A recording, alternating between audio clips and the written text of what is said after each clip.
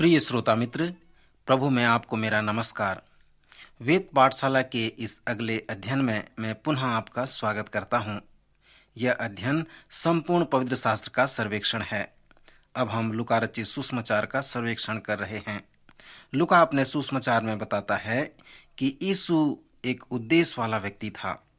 जब भीड़ उस पर गिर पड़ती थी और परमेश्वर का वचन सुनती थी और वह गन्नेसरत की झील के किनारे पर खड़ा था, तो ऐसा हुआ कि उसने झील के किनारे दो नावें लगी हुई देखी और मछुए उन पर से उतरकर जाल धो रहे थे।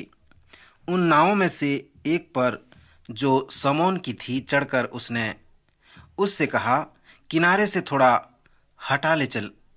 तब वह बैठकर लोगों को नाव पर से उपदेश देने लगा। जब वह बातें कर चुका तो समौन से कहा, गहरे में ले चल और मछलियां पकड़ने के लिए अपने जाल डाल। समौन ने उसको उत्तर दिया कि हे स्वामी, हमने सारी रात मेहनत की और कुछ न पकड़ा, तो भी तेरे कहने से जाल डालूंगा। और जब उन्होंने ऐसा किया तो बहुत मछलियां घेर आए और उनके जाल फटने लगे। इस पर उन्होंने अपने साथियों को, जो इसकी नाव पर थे, संकेत किए कि आकर हमारी सहायता करो। और उन्होंने आकर दोनों नाव यहाँ तक भर गईं कि वे डूबने लगी थीं। यह देखकर समौन पतरस यीशु के पांव पर गिरा और कहा, हे प्रभु, मेरे पास से जा, क्योंकि मैं पापी मनुष्य हूँ। क्योंकि इतनी मछलियों के पकड़े जाने से उसके और उसके साथियों को बहुत अचंभा हुआ था। और वैसे ही जब्दी के पुत्र याकूब और यूहन्ना के भी, जो समौन के सहभागी थे, अचंभा हुआ। और तब यीशु ने समौन से कहा, मत डर, अब से तू मनुष्यों को पकड़ा करेगा। और वे नावों को किनारे पर ले आए और सब कुछ छोड़कर प्रभु के पीछे हो लिए। यीशु का उद्देश्य था कि वह संदेश को उन लोगों को सुनाए जिनको इनकी जरूरत है। यीशु उन लोगों के लिए बात करते हैं जो आत्मिक रूप से कंगाल थे। आत्मिक रूप से कंगाल का मतलब यह है कि वह लोग अंधे थे, वे बंधुए थे, उनका हृदय टूटा था और कुचले हुए लोग थे। जब प्रभु यीशु ने उन अंधों को संदेश सुनाया तो उसने प्रतिज्ञा की कि वे देखने लगेंगे। जब यीशु ने अपना संदेश उन बंधुओं को सुनाया तो उसने प्रतिज्ञा की वह बंधन से छुड़ाएगा। जब यीशु ने अपना संदेश उन टूटे और पीसे हुए लोगों को सुनाया तो उसने प्रतिज्ञा की वह चंगा हो जाएगा। लूका रचित सुसमाचार के पहले अध्याय में हमने देखा कि यीशु लूका के चौथे अध्याय में अपने उद्देश्य की घोषणा करते हैं। लूका के 5वें अध्याय में यीशु ने अपने उद्देश्य को सिद्ध करके दिखा दिया और पूरे लूका रचित सुसमाचार में उस उद्देश्य को उसने अभ्यास करके बताया। पूरे लूका रचित सुसमाचार में हम यह देखते हैं कि यीशु लगातार अपने निमंत्रण को बढ़ाते जा रहे हैं और मेरे और आप जैसे लोगों के लिए, कि हम उसके साथी बन जाएं, उसके उद्देश्य को पूरा करने में हम संलग्न हो जाएं। और यीशु लूका में आपसे और मेरे से ये कहते हैं कि आप हमेशा उन लोगों से घिरे रहते हैं जो आत्मिक रूप से अंधे हैं, जो लोग बंधे हुए हैं, जो टूटे मन के, पीसे मन के हैं। आपका जीवन हमेशा उन लोगों के जीवन को विच्छेद करता है जो आत्मिक रूप से कंगाल हैं। नए नियम के अनुसार यीशु मसीह, जो अपने शरीर में इस पृथ्वी पर 33 साल तक था और अब हम में रहता है, जो अब उसके पीछे चलते हैं। यीशु मसीह जब अपने शरीर में था तो वह क्या करना चाहता था? वह अपने घोषणा पत्र का प्रयोग करना चाहता था। अब जब हम उसके शरीर बन गए हैं तो यीशु हमसे क्या चाहता है कि हम उस कार्य को करें। नए नियम कहता है, तुम मसीह की देह हो और अलग अलग उसके अंग हो। पहला कुरिन्थियों उसके 12वें अध्याय 27 पद में हम इसे पढ़ते हैं। अब हम यीशु के देह हैं तो यीशु हमसे क्या चाहता है कि उस कार्य को हम करें। यीशु मसीह वही करना चाहता है, हम में रहकर, हमारे द्वारा, आपके द्वारा, जो उसने अपने शरीर में रहकर किया था। उसी कार्य को हमारे जीवन के द्वारा वो करना चाहता है। लूका रचित सुसमाचार में लगातार लोग बुलाते हैं और चुनौती देते हैं प्रभु कि उसके उद्देश्य को करने के लिए उनके सहभागी वे कैसे बन जाए। लूका के 5वें अध्याय में यीशु पतरस से यही चाहता है कि वह उस कार्य को करे। यूहन्ना रचित सुसमाचार के पहले अध्याय में यीशु और पतरस की पहली भेंट का वर्णन है। पतरस का भाई अंद्रियास था, जो पतरस को, जिसका नाम पहले समौन था, यीशु को पास लाया और यीशु से परिचय कराया था। जब समौन यीशु से मिला तो यीशु ने कहा कि मैं तुम्हें पत्थर या चट्टान कहकर बुलाऊंगा। पतरस का नाम स्थिरता को यहाँ दर्शाता है। जब समौन के जीवन को और करीब से जानेंगे तो आपको पता चलेगा कि समौन अस्थिर व्यक्ति वाला मनुष्य था। वह स्थिर नहीं था, लेकिन जब यीशु उसे स्थिर कहते हैं तो उसे अच्छा लगा, वह स्थिर हो गया। यीशु उसे 3 वर्ष तक समौन चट्टान कहकर संबोधित किया करते रहे। प्रेरितों के काम की पुस्तक में समौन एक चट्टान है। यही तरीका आप अपने पति, बच्चे, अपने पत्नी पर इस्तेमाल करें, क्योंकि आप जो उन्हें कहेंगे, जो प्रवृत्ति है कि वह वहीं तक करने पाएंगे या उतना तक ही करेंगे या बनेंगे। अगर आप उन्हें यह कहते रहेंगे कि तुम कुछ नहीं कर सकते, तुम तो शून्य के समान हो, तो वह यही में शून्य बना रह सकता है। लेकिन आप इसके विपरीत कहकर देखिए और तब आप उनके ऊपर उस बात का प्रभाव देखिए। यीशु ने समौन पर यही तरीका अपनाया था। यीशु ने मत्ती 4:19 में समौन से कहा, मेरे पीछे हो ले तो मैं तुमको मनुष्यों का मछुआ बनाऊंगा। लूका के 5वें अध्याय में यीशु की पतरस के साथ की यह घटना दी गई है। यीशु एक सुबह बहुत बड़ी भीड़ को गलील के सागर के किनारे संदेश दे रहे थे। यीशु का वहां संदेश सुनाने का जो उद्देश्य था, वह बड़े मछुआरे थे जो अपने जालों को धो रहे थे। उन्हीं के बीच में वे संदेश दे रहे थे। उनका मन अच्छा नहीं था, क्योंकि उन्होंने रात भर जाल डाली पर उन्हें कुछ भी मछली नहीं मिले थे। यीशु जानते थे कि यह व्यक्ति 3 वर्ष बाद बहुत बड़ा संदेश देगा।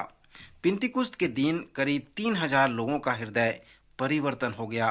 पतरस संदेश देने लगा और 5000 लोगों का हृदय परिवर्तन हो गया। यीशु इस बात को जानते थे कि जिसे मार्ग से यह व्यक्ति जाएगा, वह लूले लंगड़े व्यक्ति घुटनों में और हाथों में उसके बल खिसक कर आएंगे और संयोग से उसकी परछाई उनके ऊपर हो लेगी और वे चंगे हो जाएंगे। यीशु ये भी जानते थे कि वह मछुआरा सब 3 साल तक जो ये काम करेगा, इस काम को वो पूरा करने पाएगा। फिर भी इस क्षण में तो समौन एक भी मछली नहीं पकड़ पा रहा है। अब यीशु कैसे उस व्यक्ति को ले जाएंगे जो मछली भी नहीं पकड़ पा रहा है, वह मनुष्यों को कैसे पकड़ सकता है? यह प्रभु के लिए संभव हो सकता है। यही सारा केंद्र बिंदु यीशु और सिमोन के साथ साक्षात्कार में हम देखते हैं। यीशु पतरस से कहता है कि अगर वह उसकी नाव को उपदेश मंच के लिए इस्तेमाल करे, वह शायद उत्साही न हुआ और इस बात से, लेकिन उससे कहा हाँ जरूर, और फिर अपना जाल साफ करने लगा। यीशु समौन की नाव पर बैठकर लोगों को संदेश देने लगा। जब यीशु ने लोगों को संदेश देना खत्म कर दिया, तब वह पतरस की ओर मुड़ा और कहा, पतरस चलो मछली पकड़ने चलते हैं। पतरस मछली मारने की बात से बहुत उत्साहित नहीं हुआ, क्योंकि उसने सारी रात जाल डाली मछली पकड़ने के लिए, परंतु एक भी नहीं फंसी थी। पर वह यीशु के साथ उस क्षण में फिर से जाता है। प्रभु ने उससे कहा, गहरे जल में जाल डालो और मछलियां पकड़ने के लिए अपने जाल को फैलाओ। पतरस ने यीशु से कहा, हे स्वामी, हमने सारी रात मछलियां पकड़ने के लिए जाल डाले और कुछ न पकड़ा। मैं हमेशा इस बात का अनुमान लगाता हूं कि यीशु की आंखें 30 सेकंड के लिए पतरस की आंख से मिली होंगी। तब पतरस ने कहा, तो भी तेरे कहने पर मैं जाल डालूंगा। जब उन्होंने ऐसा किया तो उनके जाल मछलियों से भर गए। उनके जाल इतने भर गए कि उन्हें अपने साथियों को बुलाना पड़ा। याकूब, यूहन्ना और उसका भाई अंद्रियास मछली पकड़ने उनके लिए जीवन यापन था और उनका जीवन सारा यही था।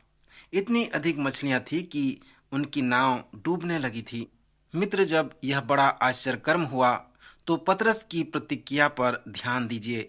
पतरस यीशु के पांव पर गिरा और कहने लगा, हे प्रभु, मेरे पास से जा, क्योंकि मैं पापी मनुष्य हूँ। पतरस ने इस तरह से क्यों प्रतिक्रिया जाहिर की? कुछ कहते हैं कि प्रभु ने उस भीड़ को यह उपदेश दिया कि हम सब पापी हैं। यीशु पतरस से यह कहना चाहते थे कि क्या तुम मेरे साथ इन अंधों को ज्योति देने, बंधुओं को छुटकारा देने और टूटे हुओं को चंगाई देने में सहभागी होना चाहते हो? क्या तुम मछली पकड़ने को छोड़ सकते हो और मेरे साथ आकर मनुष्यों का मछुआरा बनना चाहते हो? जब उसने यह महसूस किया कि यीशु यहाँ क्या करने जा रहा है, तो पतरस यह कहना चाह रहा था कि हे प्रभु, मेरे पास से दूर हो जा। तुम्हारे पास गलत व्यक्ति आ गए हैं। मैं तो लिखा और पढ़ा भी नहीं सकता हूँ। मैं सही में ये कह रहा हूँ कि कभी कभी मैं धीरज खो देता हूँ और बहुत क्रोधित हो जाता हूँ। सो पतरस इस प्रकार प्रभु से कह रहा था। यीशु एक ऐसे मनुष्य को लेने जा रहे हैं जिसके दिमाग में हमेशा मछली पकड़ने की ही बात बनी रहती है और उसको इस तरह से मनुष्य को पकड़ने वाला बनाना चाहते हैं। यीशु उसे विश्वास दिलाना चाहते हैं कि किस तरह मनुष्यों को पकड़ना है। यीशु उसे कुछ सिखाना चाहते हैं। पहला, यीशु पतरस से कहते हैं कि तुम उस नाव में मछुआरे नहीं हो, मैं मछुआरा हूँ, लेकिन मैं तुम्हारे साथ नाव में हूँ, मैं तुम्हारे साथ में हूँ। दूसरी बात जो यीशु पतरस को दिखाना चाह रहे हैं वो ये है कि पतरस, तुम मछली नहीं पकड़ सकते, लेकिन मैं पकड़ सकता हूँ और मैं तुम्हारी नाव में हूँ, मैं तुम्हारी सहायता कर सकता हूँ, मैं तुम्हारे साथ हूँ। पतरस, तुम मछली पकड़ना नहीं चाहते हो, लेकिन मैं पकड़ना चाहता हूँ और मैं तुम्हारे साथ में हूँ, तुम्हारे नाव में हूँ। जब नाव मछलियों से भर गई और डूबने लगी तो प्रभु को यह कहने की जरूरत नहीं कि पतरस, तुमने उन मछलियों को नहीं पकड़ा, मैंने पकड़ा, क्योंकि तुम्हारे साथ मैं नाव में था। श्रोता मित्र, आज परमेश्वर इसी प्रकार अपने लोगों को, अपने पीछे चलने वाले विश्वासियों को अपने साथ बुलाता है कि वे भी मनुष्यों का पकड़ने वाले बन जाएं, मनुष्यों को मसीह की राह दिखाने वाले बन जाएं। मेरे मित्र, क्या आप प्रभु के पीछे चल के मसीह के सेवा में संलग्न होना चाहते हैं, पतरस की तरह कार्य करना चाहते हैं? प्रभु आपको आमंत्रित करता है। लूका उसके 15वें अध्याय में हम उसके इस शक्तिशाली उपदेश के द्वारा दो प्रतिक्रिया को देखेंगे। चुंगी लेने वाला और पापी उसके उपदेश पर प्रतिक्रिया की और उन्होंने यीशु के समीप उसके अपने आप को इस प्रकार लिया और एक घेरे में यीशु के चारों ओर उसे बना लिया। लेकिन फरीसियों और धर्म अधिकारियों ने अपने आप को यीशु ने और 10 कदम पीछे हटकर एक घेरा बनाया। आप यहाँ दो घेरे को देखते हैं। यीशु के चारों ओर एक पापियों और चुंगी लेने वालों का घेरा है। तब एक बड़ा घेरा है उस धार्मिक अधिकारियों और लोगों का जो पीछे हट गए हैं और पूछ रहे हैं कि वह उस तरह से लोगों के साथ क्यों मिल रहा है। यीशु इस महान दृष्टांत को बाहरी घेरे यानी धार्मिक लोगों को सिखाते हैं। यीशु उन्हें समझाते हैं कि अंदर के घेरे में क्या हो रहा है और यीशु उन लोगों को बाहरी घेरे में उन्हें अंदर वाले घेरे में आमंत्रित करते हैं कि वह उसके साथ वे सहभागी हो जाएं।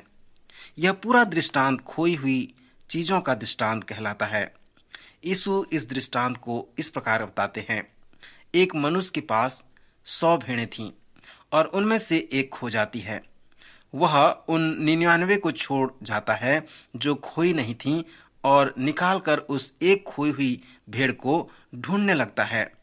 जब उसे वह भेड़ मिल जाती है, वह कहता है, मेरे साथ आनंद करो, क्योंकि मेरी खोई हुई भेड़ मिल गई है। इस रीति से हर समय एक मन फिराने वाले पापी के विषय में स्वर्ग में इतना ही आनंद होता है। यीशु उन धर्मी लोगों से जो बाहरी घेरे में थे कहते हैं, तुम लोग इन अंदर के लोगों को देखते हो और जो कुछ तुम देखते हो वह चुंगी लेने वाले हैं, पापी हैं। वे वेश्याएं हैं, चोर हैं। लेकिन मैं आपको बताना चाहता हूं कि परमेश्वर क्या देखता है। परमेश्वर यह देखता है कि वह लोग खोई हुई भेड़ों के समान हैं। जब कभी भी खोई हुई भेड़ मिलती है, स्वर्ग में बड़ा आनंद होता है। यीशु बाहर के घेरे वालों को चुनौती इस तरह से देते हैं, तुम क्यों नहीं आनंद मनाते हो जब यह खोई हुई भेड़ मिल जाती है। तब यीशु ये खोए हुए की कहानी के बारे में बताते हैं। वो कहते हैं कि एक स्त्री के पास 10 सिक्के थे और एक सिक्का खो गया। उसने झाड़ू उठाई और दीपक को लिया और सारा दिन उस खोए हुए सिक्के को वो ढूंढती रही, और जब तक वह सिक्का नहीं मिल जाता वो ढूंढती रही। जब उसे अपना सिक्का मिल जाता है, वह कहती है, मेरे साथ आनंद मनाओ, मुझे मेरा खोया हुआ सिक्का मिल गया है। इस दृष्टांत के कई संभवतः इस्तेमाल हैं। उनमें से एक है जो मैंने एक वृद्ध व्यक्ति से सुना था। वह इस प्रकार है, उस समय में सगाई दिखाने के समय स्त्री को एक छोटा कपड़ा सिर पर डालना पड़ता था। 10 सिक्कों के साथ जो उसके माथे के सामने लटके रहते हैं, वह 10 सिक्के उसकी ईमानदारी को दर्शाते हैं। अगर वह विश्वास योग्य नहीं है अपने पति के प्रति, तो यह बात अपने पति को बताने के लिए कि वह उन 10 सिक्कों में से एक सिक्के को तोड़ देती है। जब उसका पति रात में आता है और 9 सिक्कों को ही पाता है, तो वह जान जाता है कि उसको समस्या है। अगर इस दृष्टांत का यह अनुवाद है, तो आप इस बात को महसूस कर सकते हैं कि एक स्त्री 10 सिक्कों में से एक खोए हुए सिक्के को, जो उसे गलती से खो गया था, कितनी लगन और परिश्रम से ढूंढ रही होगी। अगर दृष्टांत सच में यही सच रहा, तो लोगों का यह चित्रण है जो लोग खो गए हैं, क्योंकि वह पवित्र जीवन नहीं बिता सकते हैं। वह खोई हुई भेड़ नहीं है, लेकिन वह अपने जीवन में पाप के ऊपर विजय नहीं प्राप्त कर पाए हैं। वह स्वतंत्र नहीं हुए हैं। शायद यीशु बाहरी वाले लोगों के से ये कहना चाह रहा था कि कुछ लोग जो अंदर वाले घेरे में हैं, वह बचे हुए हैं, लेकिन वह पवित्र जीवन नहीं बिता पा रहे हैं। वह सच में यीशु के पास उद्धार के लिए नहीं आ रहे थे, वे उसके पास पवित्रीकरण के लिए आते थे। अभिप्राय यह था कि स्त्री के पास सिक्का था और वह खो जाता है और फिर उसे वापस मिल जाता है। यह उस शब्द छुटकारे का चित्रण है जो हमने रूत की पुस्तक में देखा था। जब मैं जवान था, तो मैं एक बार एक बस की प्रतीक्षा कर रहा था। उस दिन बहुत ही ठंडा था। मैं अपने घर से 5 किलोमीटर दूर था। मेरे पास सिक्का था जो मुझे मेरे घर तक पहुंचाएगा बस के द्वारा, लेकिन मेरे से वह सिक्का गिर गया और वह लुढ़क कर नाले में चला गया, जो गंदी पानी में गिर गया। वह सिक्का मेरे से 50 सेंटीमीटर दूरी पर था, पर मैं उसके पास नहीं पहुंच सकता था। मैं बहुत परेशान हो गया। एक बूढ़ा आदमी मेरे बगल में छतरी लिए खड़ा था। उसने उस छतरी को नाले के अंदर डाल दिया और उस डालने के बाद उस छतरी से वो सिक्का चिपक गया और ऊपर उसे निकाल सका। वो सिक्का मुझे दिया गया।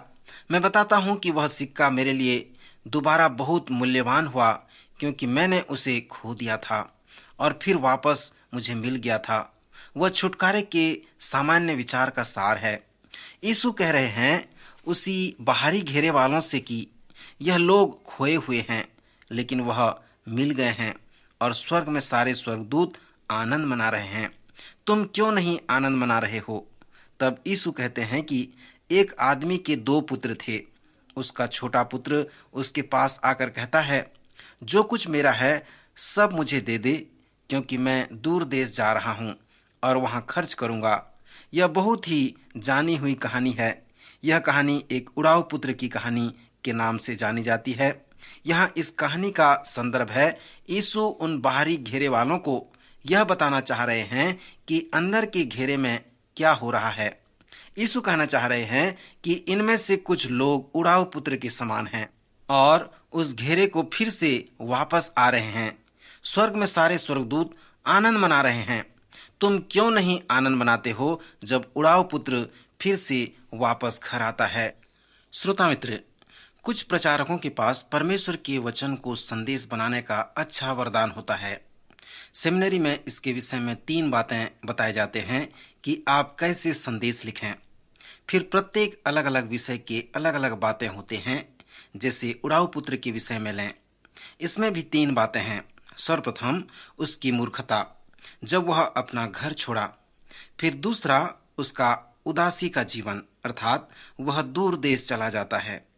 फिर उसका तीसरा विषय इस प्रकार है, जो आनंद का जीवन, अर्थात जब वह घर वापस आता है। यहाँ पर निष्कर्ष इस प्रकार निकलता है कि वह मुड़ा, उसका जीवन बदल गया, उसने नया जन्म को प्राप्त किया। यह एक संदेश बनाने की एक अच्छी रूपरेखा है। यहाँ हम उसके भीतर व बाहरी वृत्त को देखते हैं। यीशु बाहरी वृत्त में कहते हैं, आप जो कुछ देखते हैं वो पापियों का है। परमेश्वर जो देखता है वो इस प्रकार है कि वो खोए हुए भेड़ों के समान देखता है।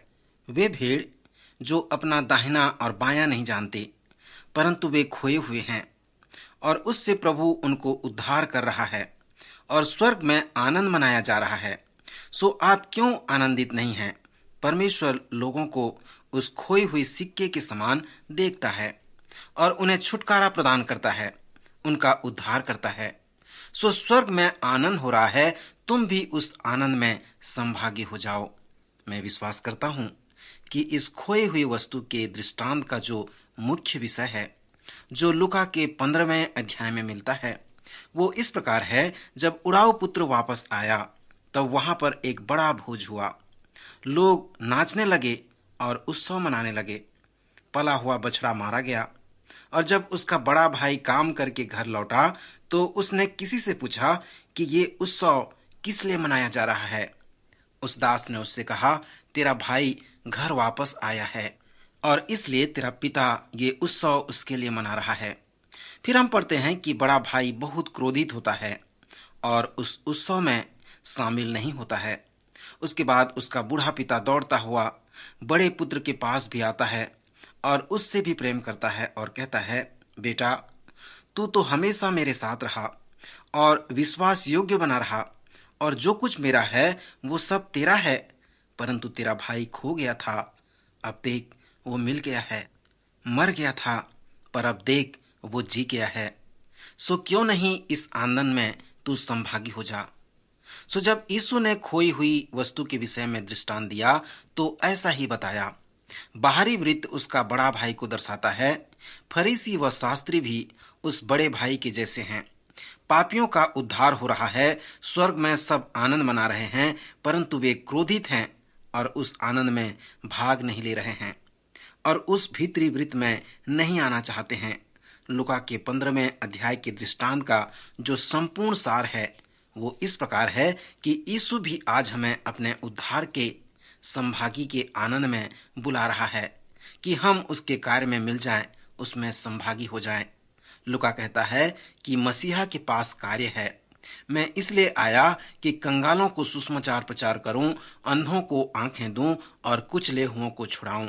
श्रोता मित्र, जब आप लूका के 15वें अध्याय में आएंगे तो आप उसी सच्चाई को अच्छी तरह से देखने पाएंगे। इस खोई हुई वस्तु के दृष्टांत के विषय में यीशु जो कहना चाहते हैं वो ये है कि भीतरी वृत्त से बाहरी वृत्त के लिए संदेश है। क्या आप उस भीतरी वृत्त के आनंद में संभागी होना चाहते हैं? यीशु ने 4थे अध्याय में अपने कार्य के विषय में घोषणा की। उसने 5वें अध्याय में उसे प्रमाणित किया और संपूर्ण लूका रचित सुसमाचार में उसे अभ्यास करके बता दिया। पर यहाँ 15वें अध्याय में जो चुनौती दे रहा है कि क्या तुम मेरे इस कार्य में संभागी होना चाहते हो। इसका मतलब यह है कि आप बाहर जाओ और लोगों को जो अंधे हैं, जो टूटे हुए हैं, जो मेरे प्रेम को नहीं जानते हैं, उन्हें आंखें दो, उन्हें मेरे प्रेम को बताओ। प्रभु इस प्रकार कहता है। मित्र, क्या आप प्रभु के इस कार्य में संभागी होना चाहते हैं?